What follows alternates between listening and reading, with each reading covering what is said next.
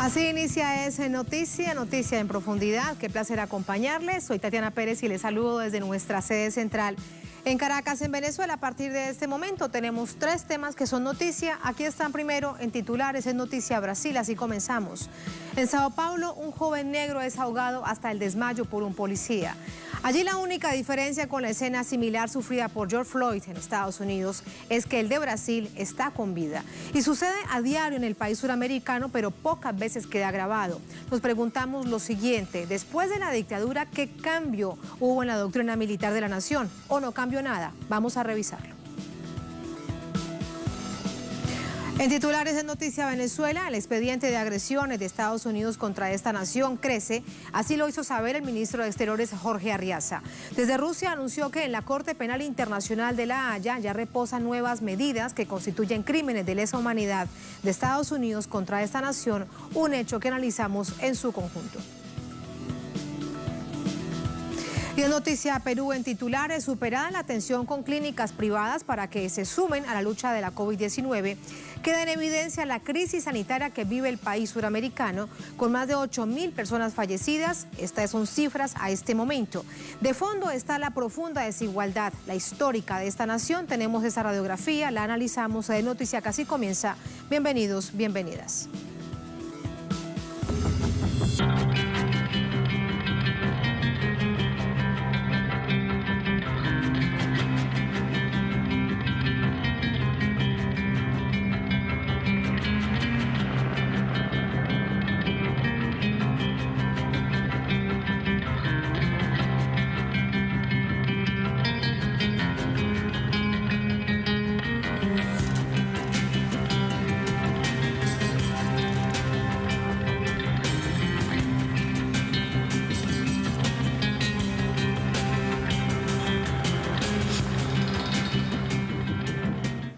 En Noticia Brasil, en medio de la pandemia de la COVID-19, organizaciones y líderes sociales denuncian un fuerte incremento en la represión y la brutalidad policial, especialmente en ciudades como Sao Paulo o Río de Janeiro. Tenemos aquí los detalles.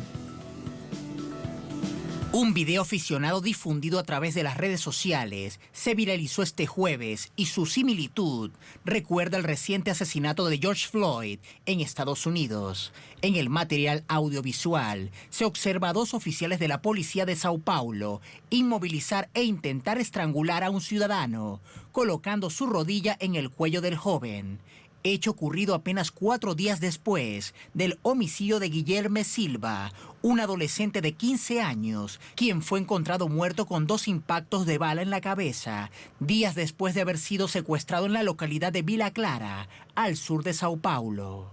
A raíz del video, se han generado gran cantidad de reacciones, asegurando que no se trata de un hecho aislado. Responsabilizan al lenguaje agresivo de altos dirigentes políticos que van desde el presidente Jair Bolsonaro hasta el gobernador João Doria, quien como candidato a la magistratura del Estado paulista realizó una campaña electoral basada en el férreo uso de las fuerzas represivas como uno de sus ejes fundamentales, propuesta que en los últimos días ha intentado negar y matizar. No obstante, esto afirmaba a finales de 2018.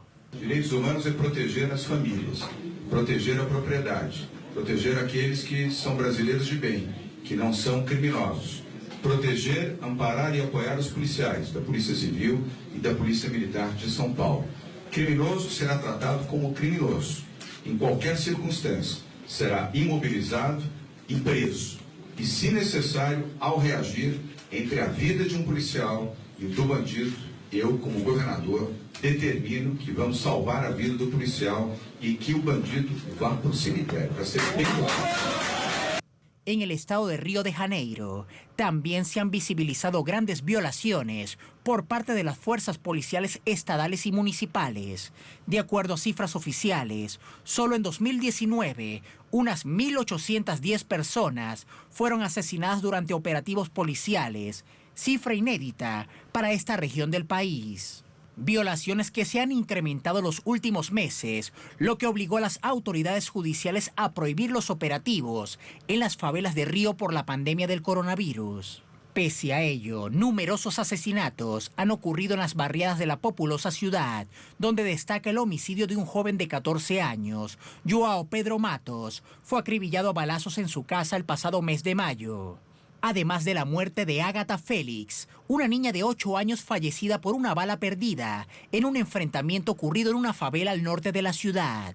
Al actual modelo policial implementado en Brasil, pese a alguna reforma cosmética, es prácticamente el mismo implementado durante la dictadura militar que gobernó el país entre abril de 1964 y marzo de 1985, un modelo ideado para reprimir especialmente en las zonas marginales. Vamos con más información a esta hora con nuestro corresponsal en Río de Janeiro, André Vieira. André, buenas noches. ¿Alguna reacción por parte del Ejecutivo, por parte de autoridades judiciales al ver estos videos que se han hecho visibles a través de las redes sociales? Es la novedad, precisamente eso. Veíamos que hay muchos otros casos. En esta oportunidad lo diferente es que pudo ser grabado. Hola, sí, Tatiana, buenas noches para ti y para la audiencia aquí de Es Noticia. Efectivamente, Tatiana, este es uno de los casos que fue grabado y que fue divulgado en todo el mundo, pero las noticias por aquí de la cuestión de la policía, no solamente de Río de Janeiro, de São Paulo, pero todas las policías de Brasil. Recordemos que Brasil, a nivel federal, tiene una policía que es la Policía Federal, que está bajo el control del presidente de la República, pero cada unidad federativa tiene una policía militar local que es comandada por el gobernador de cada estado. Pero las organizaciones de los derechos humanos denuncian que la actuación de la policía en todos los lugares es igual, que actúan justamente en algunos estados con más intensidad o menos intensidad, pero que actúan contra el pueblo, contra su pueblo, contra los habitantes de esa localidad. Tatiana, en el caso de São Paulo específicamente, el gobernador de ese estado, João Dória, de la derecha, que ya conoce este problema de la policía por denuncias, también por, de hecho, por números que tiene, que maneja, el gobernador de São Paulo ahora anunció que los policiales pasarán por un taller para justamente hacer una formación para estos policías. Tatiana, te cuento, por ejemplo, aquí en Río de Janeiro, recordemos que el actual gobernador es justamente un ex aliado de Jair Bolsonaro, aquí de Río de Janeiro, pero un gobernador que fue elegido justamente hablando que la policía debería matar a las personas con los snipers, con los atiradores, ¿no? Los francotiradores aquí de Brasil deberían asesinar a las personas para luego investigar, o sea que son diferentes discursos de personas, de gobernadores principalmente de la derecha, que sí están de acuerdo con estas actuaciones de la policía. Aquí en Río de Janeiro, por ejemplo, Tatiana, en el año 2019, de enero hasta junio, por ejemplo, de las personas asesinadas por la policía, 80% eran personas negras aquí en Río de Janeiro. Además de la violencia contra el pueblo, denuncian también el racismo de estas fuerzas que vienen desde el tiempo del imperio, por ejemplo, que era justamente la fuerza represiva del Estado contra esta población. Tatiana, también diferentes expertos apuntan que esto sería una forma de la necropolítica, el mismo Estado que en este momento está actuando contra la pandemia de una forma no deseada por las autoridades. Este mismo Estado que no actúa para reforzar la salud también es el Estado que actúa para reforzar esta, entre comillas, seguridad pública, que es justamente la violencia policial practicada principalmente en las comunidades empobrecidas. Necropolítica, así denuncian que son diferentes aristas, pero que tienen en común la misma cosa, que es justamente matar al pueblo, mantener el pueblo bajo el control, y el pueblo que estamos hablando es justamente las personas más empobrecidas de esa nación. Tatiana. Política para asesinar. Gracias, André, por entregarnos esta información. Buenas noches. Buenas noches. Vamos con el análisis. Nos acompaña para ello Carol Traviesa. Ella es periodista, hace coberturas en materia de derechos humanos, política, escribe para el portal UOL. Nos acompaña de Sao Paulo. Carol, buenas noches. Gracias por estar con nosotros. Gracias, Tatiana, por la invitación. Es un gusto. Igualmente, gracias. Carol, ¿qué es lo que sucede con la policía en el país? Nos preguntábamos, incluso haciendo un poco de historia, no necesariamente para ir tan lejos, si actúan tal como se les exigía en tiempos de la dictadura y se quedan precisamente con esa forma, con esa doctrina, y no hay cambios en tiempos de democracia. Sí, bueno, la policía sigue extremadamente violenta. Y exactamente lo que contó André, es una policía violenta en contra de las personas negras de Brasil. Para tener una idea, el promedio de personas muertas por la policía que son negros son el 75.4%. Y también las personas asesinadas en Brasil de manera en general son 75% los negros. Las mujeres negras también están en peores condiciones sociales y de educación y de trabajo, y también 66% de las mujeres que han sido muertas aquí en Brasil son negras. Así que hay un racismo estructural que nunca ha sido como remediado, nunca hemos tratado como deberíamos aquí. A pesar que hay algunas políticas afirmativas que hubo en el gobierno anterior del PT, de Lula y Dilma, que empezaron a disminuir las desigualdades raciales aquí en Brasil también, Tatiana. A diferencia, Carol, de Estados Unidos, no estamos hablando de policías blancos, estamos hablando también de policías negros, pero atentan directamente también contra la población, como el video precisamente que lamentablemente se ha hecho viral, ¿no? Ahogan a este joven negro hasta dejarlo inconsciente. Por fortuna no fallece, como sí lamentablemente sucedió con George Floyd y con tantos otros en Estados Unidos. ¿Qué sucede entonces con respecto a ello? ¿No se ha hecho el debate necesario? Aquí en Brasil los negros son 34% de los policiales, pero se quedan en los patamares más bajos de la jerarquía militar. O sea que los policiales que también mueren, la mayoría son negros también. Así que el racismo se reproduce y no hablamos de eso. Hablamos muy poco en la escuela, las personas no tienen conciencia racial. O sea, no tienen conciencia de sus privilegios. Por eso no saben que están matando a sí mismos. Es muy triste. Muy triste, sin duda, porque lo vemos que se replica en este caso en Brasil, pero es un asunto además global. Para el caso de Brasil, ¿qué ingrediente suma la política del Ejecutivo, del presidente Bolsonaro? Por ejemplo, recordar cuando él decía que era un nostálgico de la dictadura. ¿De qué manera suma a este nivel de agresividad policial?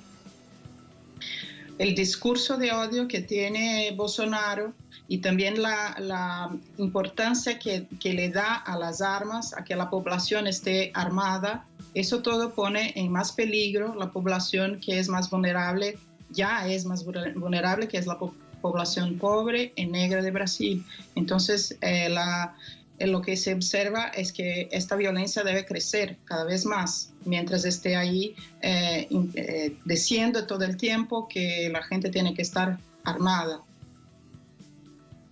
Pedirte, Carol, si hay tal nivel de desprotección de la población más vulnerable, de las barriadas, en este caso, por ejemplo, de las zonas periféricas en Sao Paulo o de las favelas en Río de Janeiro, ¿quién entonces protege a la población? ¿Qué hacen para protegerse a sí mismos?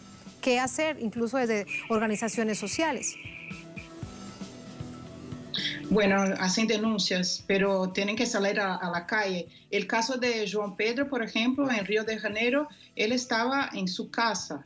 La policía entró en su casa detrás de unos que ellos decían que eran traficantes y le mató a João Pedro, que tenía 14 años. El caso de Ágata, la policía entró para hacer estas operaciones que son súper violentas y le mató a Ágata mientras estaba con su madre dentro de un coche. En São Paulo es lo mismo. En São Paulo la policía es responsable por la masacre de Carandiru, que es una prisión, que eso pasó en el 1992. La policía mató 111 presos dentro de la cárcel, sob custodia del Estado. O sea que hay que cambiar muchas cosas. Hoy ha dicho Doria, el gobernador de São Paulo, que es responsable por la policía, que va a hacer entrenamientos, como dijo mi parcero periodista André. Pero entrenamientos no son necesarios, porque la policía tiene buenos entrenamientos aquí en São Paulo. La policía estudia, tiene acceso a esas cosas. Lo que tiene que mudar, que cambiar, es la forma de entrar en las comunidades, la forma de la justicia, enfrentar a estas situaciones y punir a los responsables por matar a la población más pobre y más negra de Brasil. Y no hacer entrenamientos, eso no va a hacer ninguna distinción. El gobernador tiene que ser más fuerte cuando va a hablar de esas cuestiones y no decir que es una cuestión de revisión de la educación de los policías.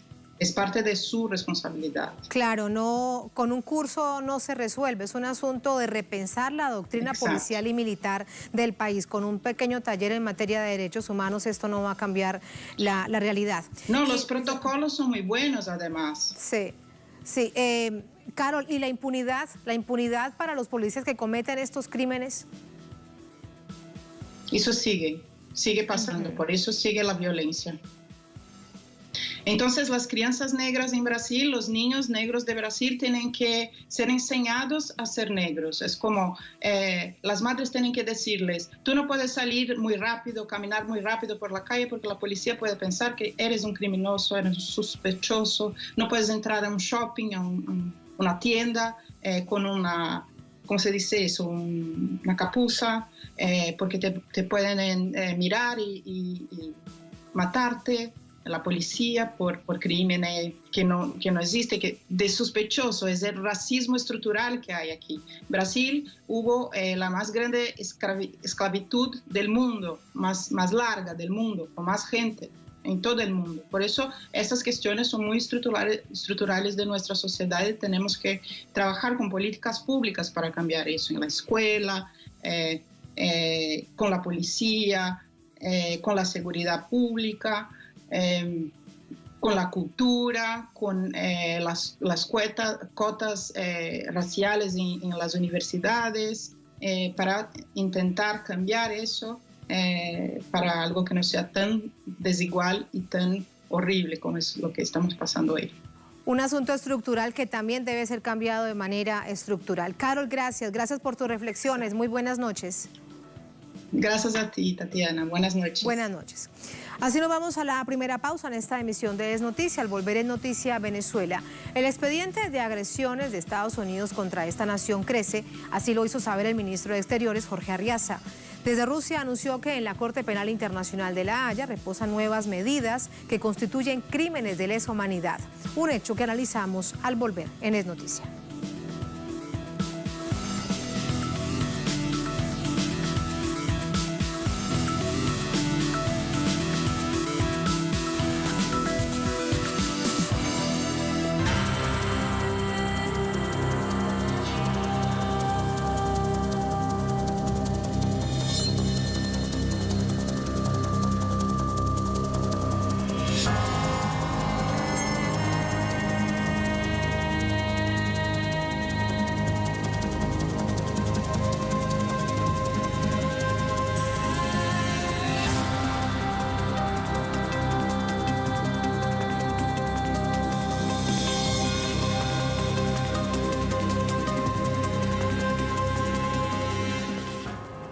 En Noticia Venezuela, desde Moscú, el canciller Jorge Arriaza celebra el fortalecimiento de relaciones estratégicas y de solidaridad con Rusia.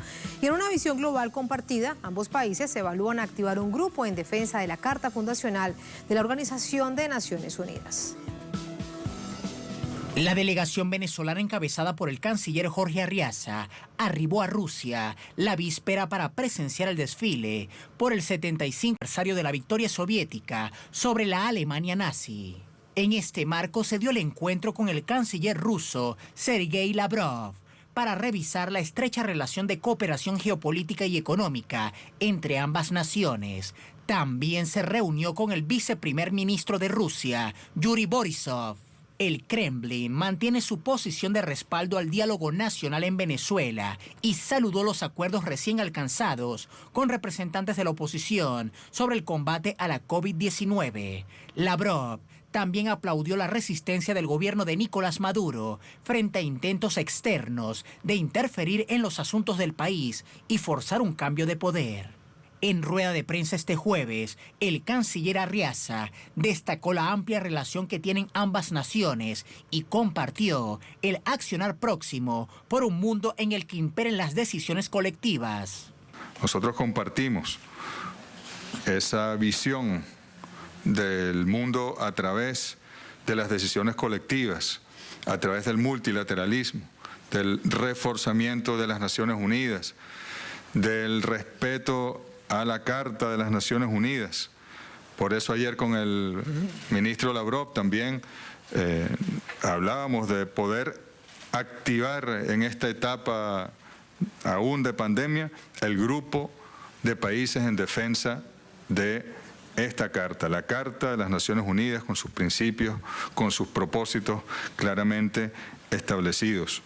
En este sentido, el diplomático rechazó el recrudecimiento de medidas coercitivas por parte de Estados Unidos contra varias naciones, pese al pedido internacional de cese a la hostilidad. La Cruz Roja Internacional ha hecho pronunciamientos, distintos gobiernos han hecho pronunciamientos, organizaciones regionales, para el levantamiento de las sanciones contra Venezuela, contra Irán, el bloqueo criminal contra Cuba. Incluso hay quienes han propuesto la suspensión de las sanciones, un paréntesis en las sanciones durante la pandemia, por mera humanidad, para permitir que los gobiernos que están siendo objetos de la agresión puedan utilizar sus recursos. Arriaza recordó que entre Estados Unidos y Europa tienen retenidos cerca de $10.000 millones del patrimonio que pertenece al pueblo venezolano. Mientras tanto, Washington reincide en el accionar agresivo con las clásicas sanciones a los capitanes de los 5 buques iraníes que en semanas pasadas llevaron gasolina a Venezuela. Vamos con el análisis, nos acompaña para ello el doctor Ángel Rafael Tortolero Leal. Él es profesor, investigador titular de la UNER, es diplomático, ex embajador, analista internacional, nos acompaña desde Caracas, desde esta capital suramericana. Doctor Tortolero, ¿cómo le va? Muy buenas noches. Muy buenas noches, Tatiana, y gracias por la invitación a tu programa. Muchísimas gracias. Primero quiero preguntarle sobre los hechos simbólicos para luego pasar al análisis de lo que ha planteado esta jornada el canciller Arriaza. Dice todo esto en el marco de una visión global, pero no lo dice en esta oportunidad desde Venezuela, lo dice desde Rusia. Creo que la diplomacia de los pueblos y el respeto al multilateralismo y a la autodeterminación son las banderas que el canciller Arriaza ha llevado por el mundo, y especialmente ahora a Rusia, para ir a saludar a la gran nación rusa en este momento tan significativo de su historia, cuando está celebrando el fin del fascismo. Nos enfrentamos al neofascismo que representa el gobierno de Donald Trump y a la arremetida más bestial que ha sufrido Venezuela, sobre todo en esta primera 20 años del siglo XXI, cuando emergió una alternativa frente al capitalismo neoliberal, que es sin duda la revolución bolivariana. Una revolución que no hemos exportado a ninguna parte del mundo, ni se le imponemos a nadie, todo lo contrario.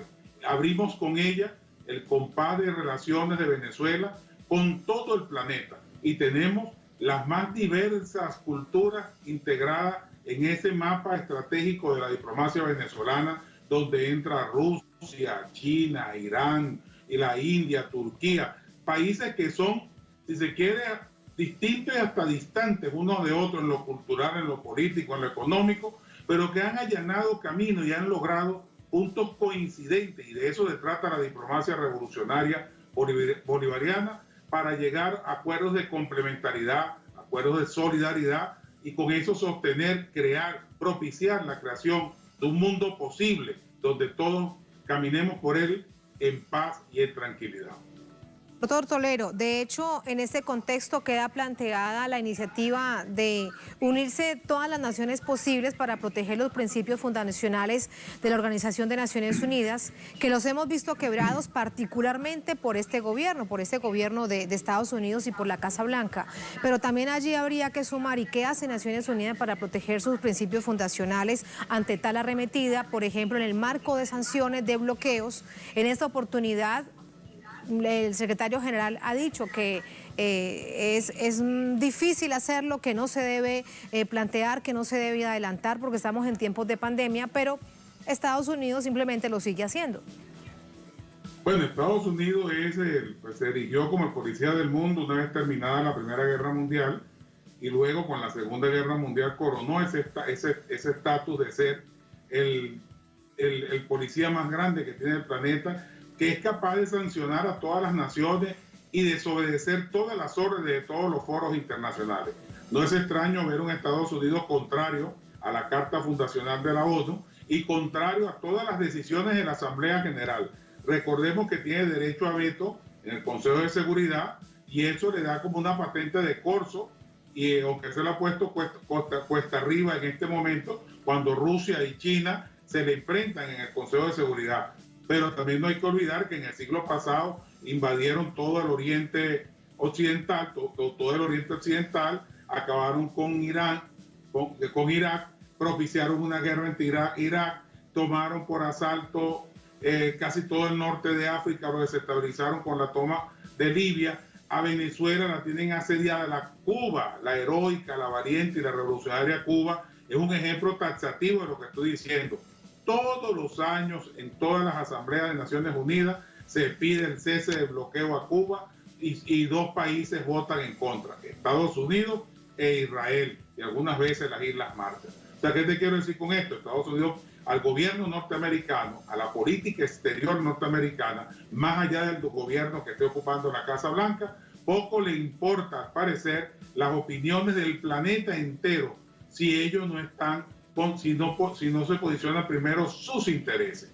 En esta oportunidad ha salido derrotado el señor Trump en todos los escenarios.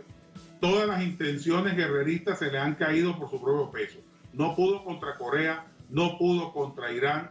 Por cierto, que asesinó a Qasem Soleimani, a un hombre cabal, a un héroe de esa nación. No ha podido con Venezuela, no pudo contra los 5 barcos que vinieron a traer combustibles y demás productos químicos para la activación de nuestra refinería.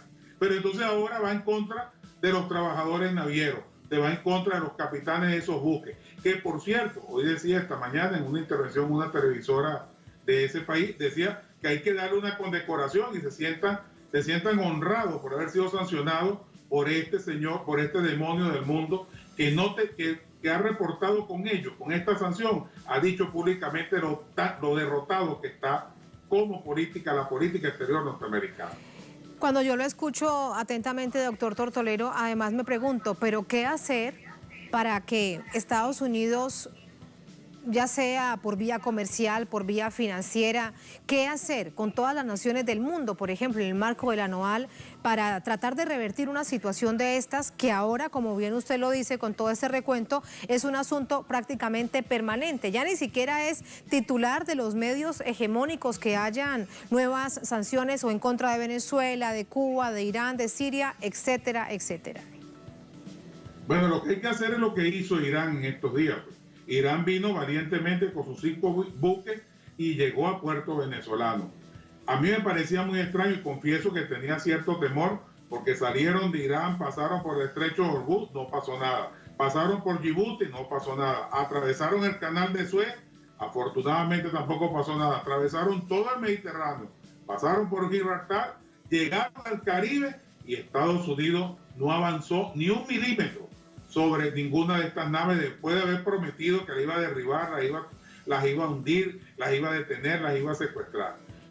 Todavía pensamos que ese gran tigre de papel, como le dijo Mao Zedong, es muy peligroso a esta hora porque el gobierno de Donald Trump derrotado está internamente en lo electoral y derrotado está internacionalmente.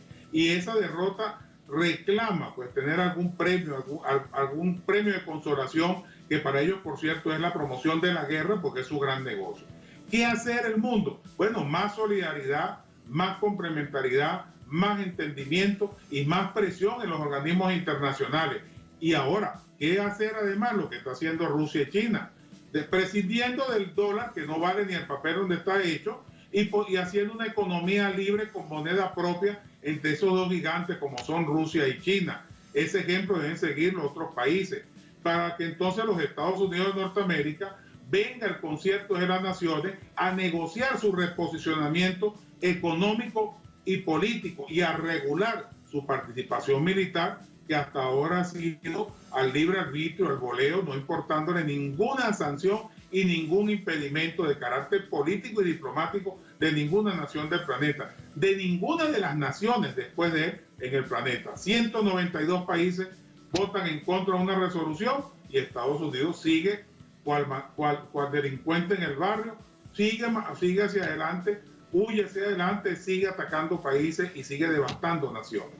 Me queda algo por preguntarle y tiene que ver con la apuesta que le hace el gobierno de Venezuela de que se abra una investigación formal en contra de Estados Unidos por crímenes de lesa humanidad, como está planteado en el Estatuto de Roma ante la Corte Penal Internacional. La expectativa que esto realmente pueda generar desde su visión y su experiencia, doctor Tortolero, recordemos que también la Corte Penal de La Haya atiende en el marco de Naciones Unidas a asuntos en muchas oportunidades de carácter político.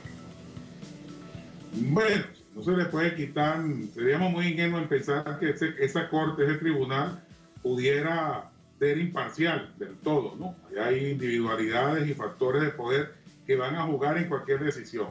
Sin embargo, no deja de ser notable el posicionamiento de Venezuela de llevar esta denuncia a la Corte Penal Internacional, que ahora se la pusieron más fácil, pues, porque el señor Bolton acaba de relatar casi que todas las tropelías que nosotros hemos denunciado a nivel mundial. El gobierno del presidente Nicolás Maduro ha denunciado desde hace 7 años todos los ataques que hemos vivido los venezolanos. Ahora Bolton los declara como ciertos y nos dice de dónde salieron, el cuarto de los secretos, creo que lo llaman en el libro. Entonces, bueno, el mundo entero tendrá que tomar alguna decisión en los organismos que todavía tenemos. Apostamos a la institucionalidad, por eso Venezuela acude a la Corte. Esperamos que las naciones del planeta suscriban, no acabar con los Estados Unidos, no pagarle con la misma moneda, pero sí ponerle un alto a tanta agresión y a tanto maltrato a la humanidad. Pero gracias por ese análisis, un placer como siempre, muy buenas noches. Muy buenas noches, Tatiana, gracias a ti. Gracias a usted. Así nos vamos a la última pausa en esta emisión de Es Noticia, al volver en Noticia Perú. Superada la atención con clínicas privadas para que se sumen a la lucha de la COVID-19, queda en evidencia la crisis sanitaria que vive esta nación suramericana. De fondo está una profunda desigualdad histórica del país. Tenemos esa radiografía y profundizamos en ella al volver en Es Noticia.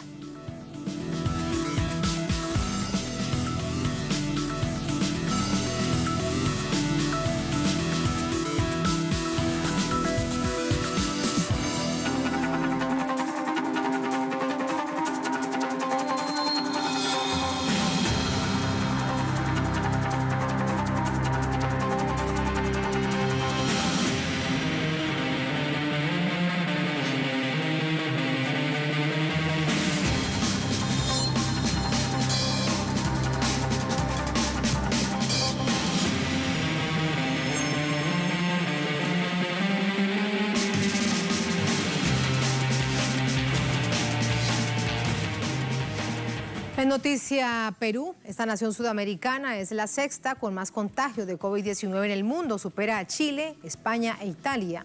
A pesar que se decretó la cuarentena de manera temprana, las medidas no han frenado el avance de la pandemia y la curva de contagios sigue en ascenso. Vamos a ver lo que hay detrás de esta situación. Perú es la nación con más contagiados por COVID-19 en Sudamérica, solo superado por Brasil. Las cifras causan alarma no solo en las principales ciudades, sino en el interior del país, donde la infraestructura hospitalaria es precaria y ya colapsó. Hasta la fecha, las cifras indican que hay 268.602 contagiados y hasta el momento 8.761 víctimas fatales a causa de la pandemia del coronavirus. Desde mediados del mes de abril, el ascenso de la curva sigue en crecimiento y las clínicas privadas se negaban a dar atención primaria a los afectados, aún con cobertura de seguro integral de salud, a menos que pagaran excesivos costos. Esto llevó a una amenaza por parte del Ejecutivo de una posible expropiación temporal de las instituciones privadas de salud. Sin embargo, en menos de 48 horas llegaron a un acuerdo en el cual las clínicas cobran $15.500 por atender pacientes con COVID-19. Luego de más de 100 días de cuarentena, la propagación del coronavirus ha llevado al país al colapso de su sistema de salud y a una profunda crisis económica, a lo que se suma el crecimiento de la pobreza extrema, información omitida por la parte oficial. Decirle al presidente Vizcarra es que lo peor que se puede hacer es no decirle las cosas claras y verdaderas a la gente. No hay que jugar con las cifras y no hay que estar diciendo cosas para perder la popularidad. Según el Instituto Nacional de Estadística e Informática, en 2019 habría cerca de 1 millón de peruanos que no podían adquirir una canasta mínima de alimentos. En tanto, más de 200.000 personas cayeron en la pobreza. Cifras que se han incrementado por la crisis del COVID-19, según analistas. Por otra parte, el INEI reveló que el 20.2% de la población del país estuvo en condición de pobreza en el año 2019, una tasa similar a la registrada en el 2018. En términos absolutos, esto implica que unas 214.336 personas cayeron en la pobreza durante el 2019. Según estas cifras, las mujeres llevan la peor parte. Investigaciones recientes estiman que 5 de cada 10 mujeres se encuentran en situación de pobreza. A esto se suma otra población desamparada. Según el Instituto Peruano de Economía, el 11.7% de la población en situación de pobreza es adulto mayor y la cobertura de salud integral no los cobija a todos. Por otro lado, el 71.2% de esta población presentó algún problema de salud crónica y solo el 47.3% accede al programa Pensión 65. Aunque el gobierno de Martín Vizcarra decretó el bono rural, Yo me quedo en casa, y el bono familiar para ayudar a los hogares que no cuentan con ingresos formales, todo eso está lejos de una renta universal que alcance el grueso de la población más necesitada. Ahí está la coyuntura, están las cifras, vamos a entrar al contexto y el análisis. Nos acompaña para ello Martín Guerra, él es dirigente del Partido Izquierda Socialista, es escritor y docente universitario, nos acompaña desde Lima, la capital. Martín, qué placer, muy buenas noches, ¿cómo te va? Muy buenas noches, Tatiana, un fuerte abrazo para ti y para todos los que miran este gran programa. Muchas gracias. Decíamos en el informe que nos precede esta conversación, Martín, que la cuarentena comenzó de manera temprana, sin embargo vemos que la cifra de personas contagiadas y lamentablemente la cifra de personas fallecidas ha crecido exponencialmente. La pregunta es, ¿qué pasó? ¿Qué no se hizo? Bueno, lo primero que quiero decir como peruano es solidarizarme con los miles de peruanos que ya pasan los 8.000 lamentablemente que han fallecido y con todas sus familias, ¿no? Es un dolor para nosotros muy grande ver que esta cifra cada día más crece y que no solamente son los fallecidos por COVID, sino que al haber colapsado el servicio de salud, muchas personas que sufren de otros males no pueden atenderse y están falleciendo también. Esos son los que no salen en la cifra, pero también forman parte de las consecuencias de la pandemia y de la manera neoliberal de solucionar, entre comillas, los problemas de la pandemia. ¿Qué pasó? Yo creo que se aplicaron medidas que no tomaron en consideración los problemas graves que tiene el Perú. La pandemia ha demostrado que el modelo neoliberal que tenemos durante décadas aquí ha descuidado no solamente la vivienda, el trabajo digno, la educación, sino sobre todo los servicios de salud. No es que hayan colapsado, Tatiana, en realidad no existe un servicio de salud digno en el país. Se construyeron hospitales que solamente eran elefantes blancos y no tenían absolutamente ningún avituallamiento ni logística por dentro, y mucho más importante que eso, ni siquiera tenían el capital necesario para poder sobrevivir o poder desarrollarse. el personal médico y los personales técnicos y enfermería han sido expuestos, siguen siendo expuestos a contagio porque no tienen ni siquiera los más mínimos instrumentos o herramientas para poder tratar el COVID. Esta es la verdad y esto lo hemos venido denunciando mucho antes de imaginar siquiera lo de la pandemia. Entonces las medidas que se hicieron fueron medidas totalmente experimentales, sin tomar en cuenta un diagnóstico certero de la realidad, y además por la política que lidera el presidente Vizcarra, atrapado entre dos fuegos, ¿no? Por una mano, querer conceder a los grandes poderes de las transnacionales representadas aquí por el capital privado, por la banca peruana, por la Asociación de Clínicas Particulares, por las industrias, por la CONFIES, es el sindicato de los industriales, y por otro lado, como no tiene partido el presidente Vizcarra, querer congraciarse con cierto sector poblacional que puede emitir o ser, digamos, cabeza de opinión, ¿no? La clase media. Es por eso que las primeras medidas que hace el presidente Vizcarra son liberalizar un monto de la AFP, el Servicio de Pensiones Privado, y también permitir sacar dinero de la CTS, la compensación de tiempo de servicio. Entonces, ¿eso a quién iba? Es mínimo el porcentaje y es casi siempre clase media. Claro, una medida, Martín, permíteme, claro, una medida que no atiende una necesidad para la mayor parte de la población. Allí entonces te pregunto, también en Perú está el debate de la necesidad de una renta básica universal, como en Colombia, como en Chile, como en otros países. Perú se suma a esta necesidad.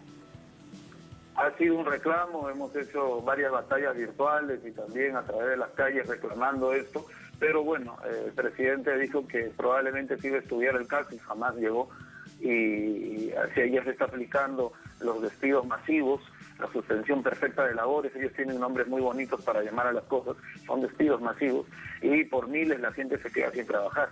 Recordemos, Tatiana, que el Perú tiene 71% de economía informal.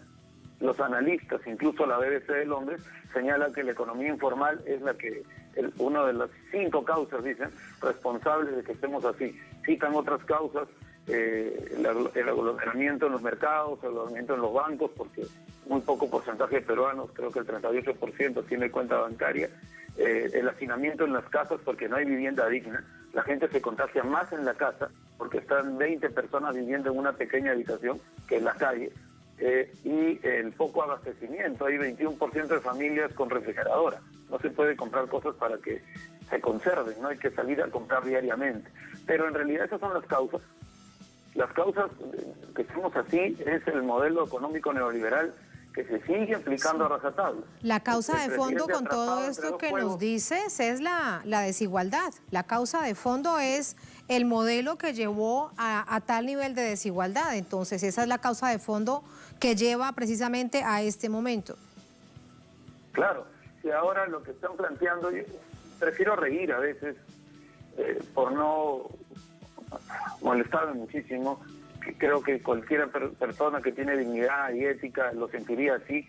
Las clínicas privadas que cobran siempre carísimo, que por cualquier análisis o cualquier medicamento que tiene costos mucho más... Martín. Hola. ¿Sí?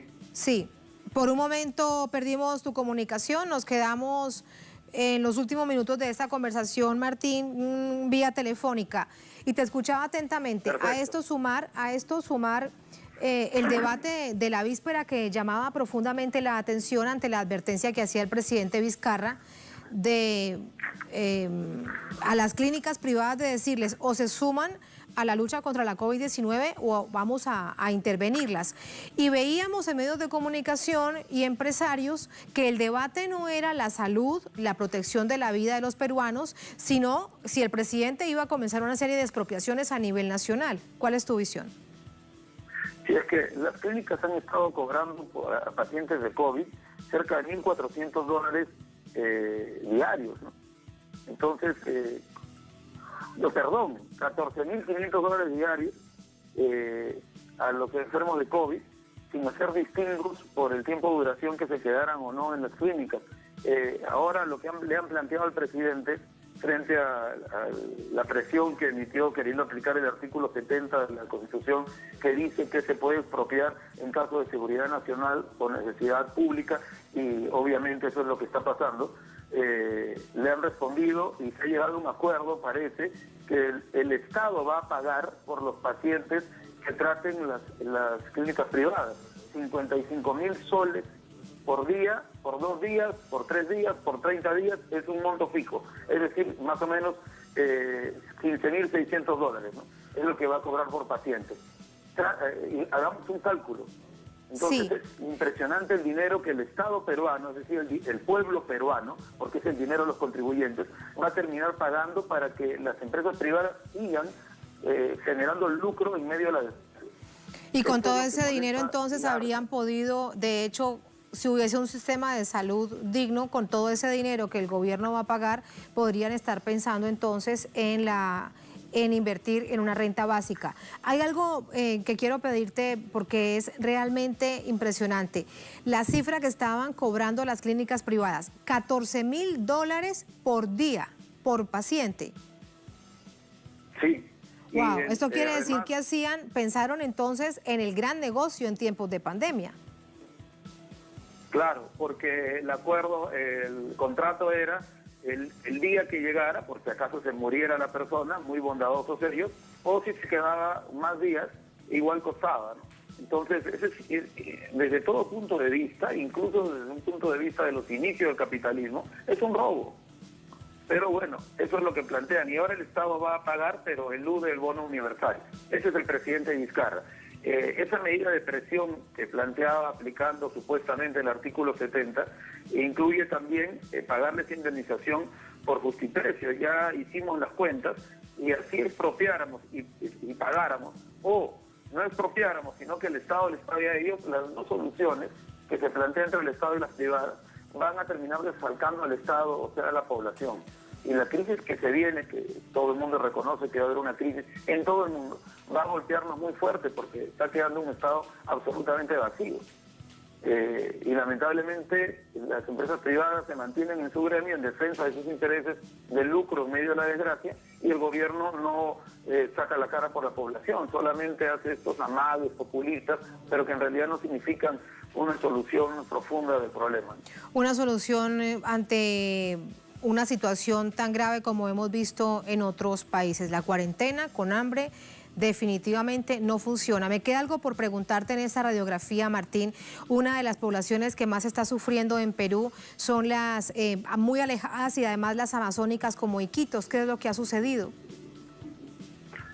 En Iquitos fue terrible, han muerto más de 20 médicos, han estado combatiendo, es la verdad, sin ningún habituallamiento, sin logística. Algunos compañeros nuestros perdieron la vida allí, otros se enfermaron, felizmente han mejorado. El doctor Enrique Fichar estuvo dirigiendo al grupo de médicos que además, enfermos y todo, han estado trabajando, algunos de ellos hasta la muerte, ¿no? Porque no había quien los reemplazara. Ahora en Loreto ha bajado un poco, y Iquitos, pero está en Tarapoto, que ocupa el 10º lugar en el país de contagio. Entonces es el norte en este momento del Perú y la Amazonía los que están sufriendo los golpes más duros del contagio y de la ausencia del Estado. Logramos que vinieran los médicos cubanos, bueno, pues a los médicos cubanos no los están mandando a las zonas donde más deberían estar por su experiencia, por su solidaridad, porque los gobiernos regionales de la derecha no quieren dejarlos entrar. Los han insultado, han sacado publicaciones ofensivas contra estos hermanos profesionales que vienen aquí arriesgando su vida. Ese es el estado de cosas. Y frente a eso el gobierno no dice absolutamente nada ni mueve un dedo. Están muriendo entre 160 a 180 peruanos por día. El presidente dijo que la curva iba a descender. Bueno, no ocurre eso, está aumentando. Y lo más increíble es que en las zonas donde los pobladores no pueden viajar y nunca han viajado porque no tienen dinero, también ya llegó el COVID, por la lógica del capital, ¿no? La distribución y la traslación de productos. ¿Qué va a pasar cuando los trabajadores del campo, que son los que abastecen la ciudad, estén enfermos de COVID y ya no puedan seguir laborando? ¿Hay un bono para ellos? Absolutamente no. ¿Hay un banco agrario preparado para soportar esto? Tampoco.